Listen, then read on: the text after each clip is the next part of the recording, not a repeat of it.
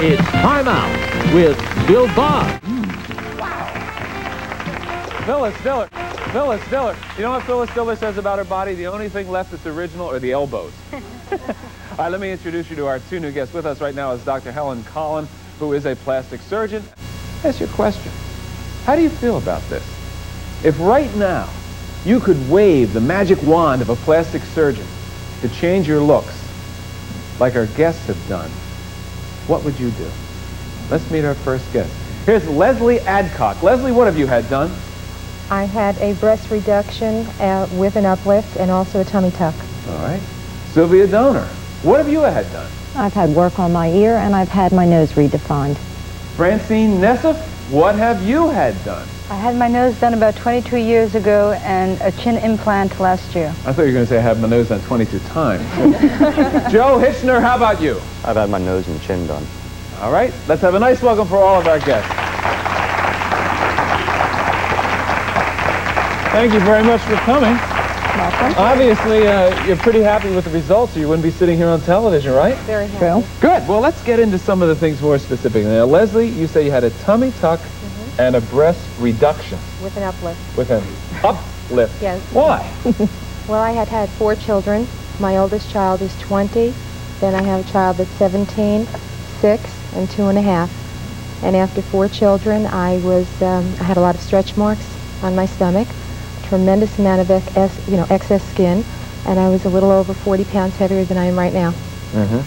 So was it a tough decision to get to? Very difficult.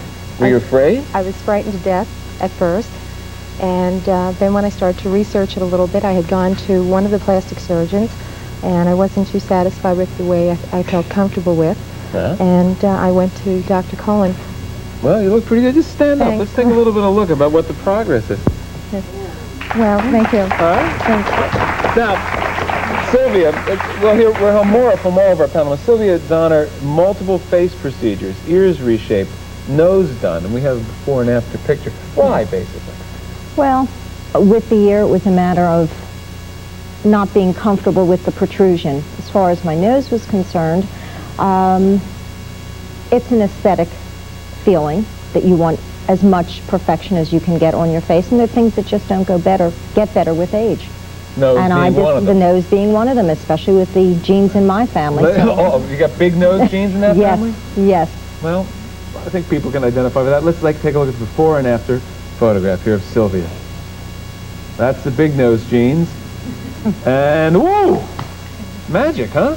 It really is. You feel a lot better about yourself. Incredible. Yeah. You do feel a lot better about yourself. Francine Nessif, you had nose surgery and chin implant. I don't know much about that. Before we hear from you, let's take a look at before and after here of Francine Nessif. All right, that's before.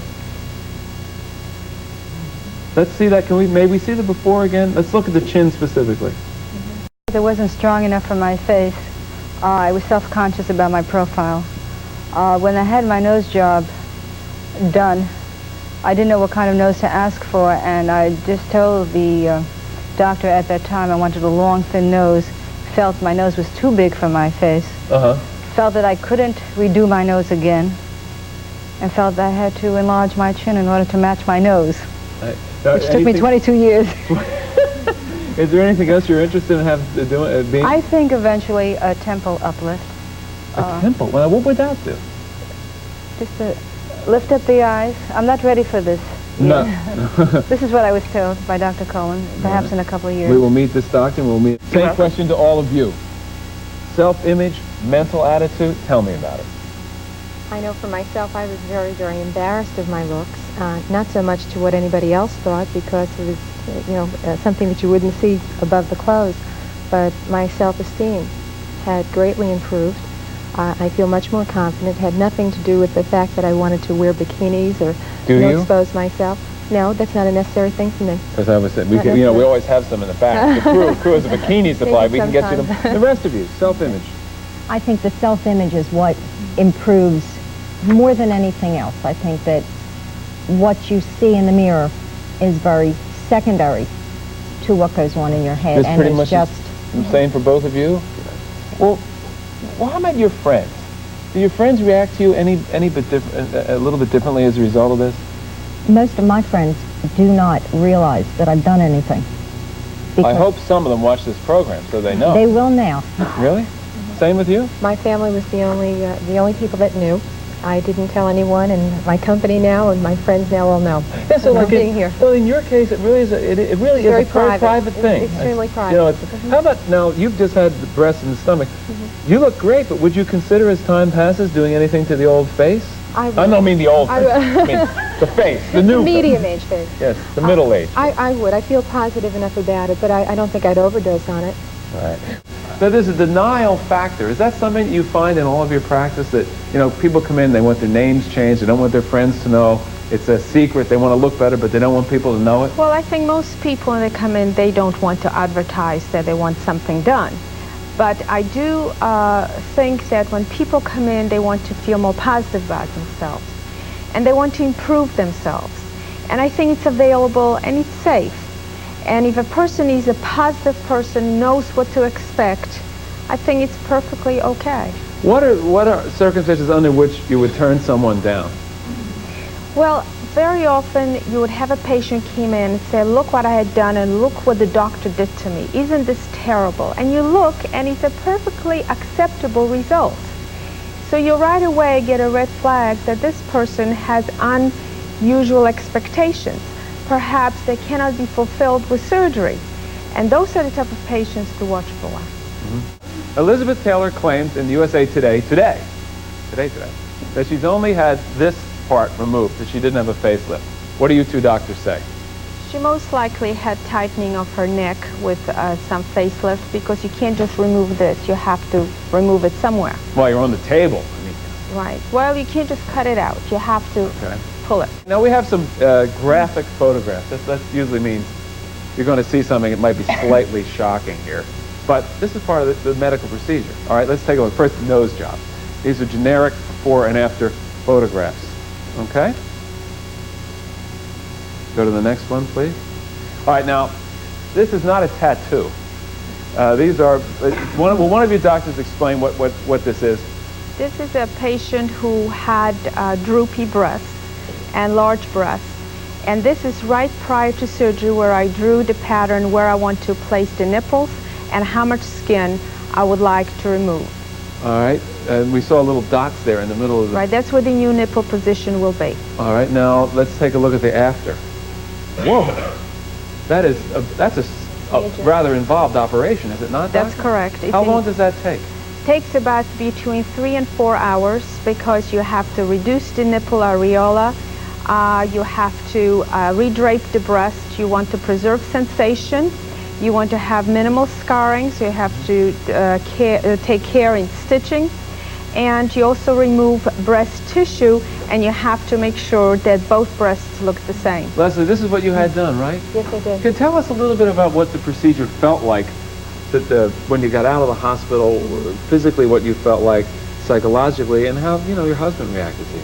Well, first of all, you have to understand that I did both operations together. The tummy tuck and... That's right.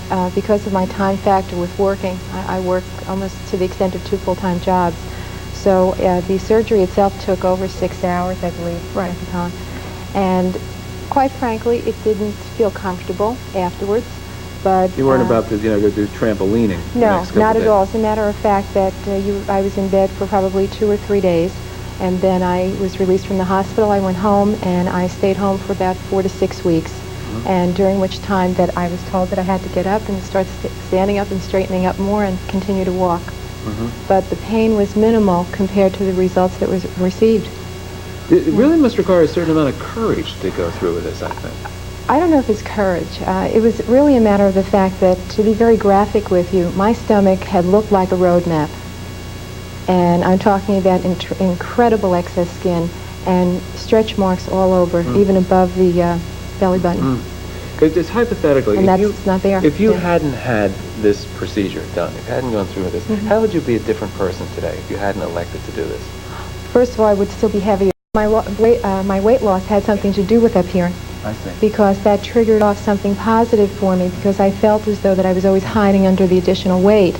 And no matter how much weight that I lost, I still wouldn't feel comfortable with the way I... What can go wrong in a situation? That's a serious operation. The risk of bleeding and scarring and asymmetry, infection, etc. And these are the major asymmetry problems. would be, So with the breast. you go through the whole thing and eek! That's not the way it's supposed to be. Okay, Well, but- you usually mark the patient beforehand. You take care of that beforehand, just like you saw the markings on the screen. So you're working right on that. So you have to go according to a plan. You don't just go in and do the operation.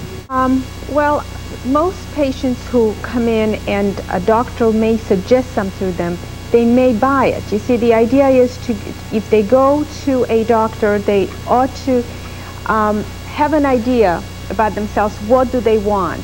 And if a doctor suggests something to them, they ought to think about it before saying, okay, do it. To, for example, to go through pictures, have pre-op pictures, draw on it what it will be, discuss the complications of every procedure, and discuss the limitation, what you can do with that particular nose, or with that particular eyelid, or with that particular breast. So let's just talk about kind of that group of people that I'm sure you must see in your practice, where my face is done, it wasn't right, I need it done again. I had it done at 40, now I'm 45, I don't quite look the same as I did 2 years after the surgery. I can't handle the change life brings. We have one of our guests our guests who moved down to the audience for a question or comment. I sort of disagree with you because I failed to mention before I had 3 chin implants.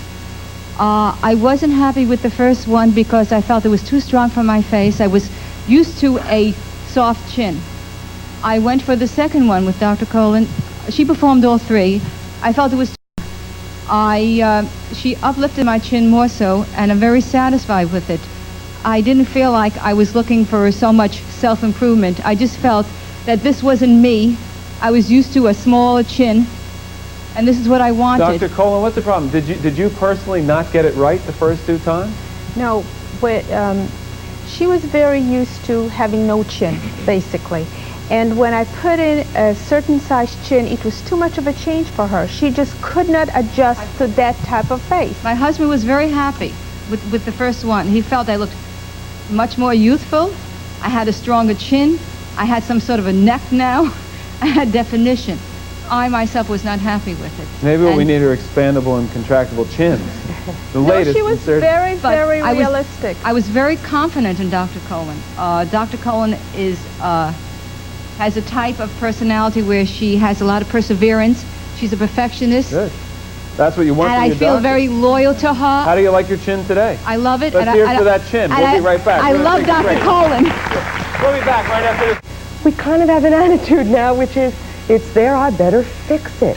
You could actually feel okay about yourself with lines. But actually, if you're 33 and you start seeing lines and it bothers you, I think it's smart to talk to a doctor and see what can be done. And a dermabrasion in a 33-year-old around the mouth, or a chemical peel, it's perfectly acceptable, and it is done in the office. And most plastic surgeons do have an operatory in their office, and could be done safely. All right, let's move to the next caller. Mary Rose, South Philadelphia. Hello. Good morning. Good morning.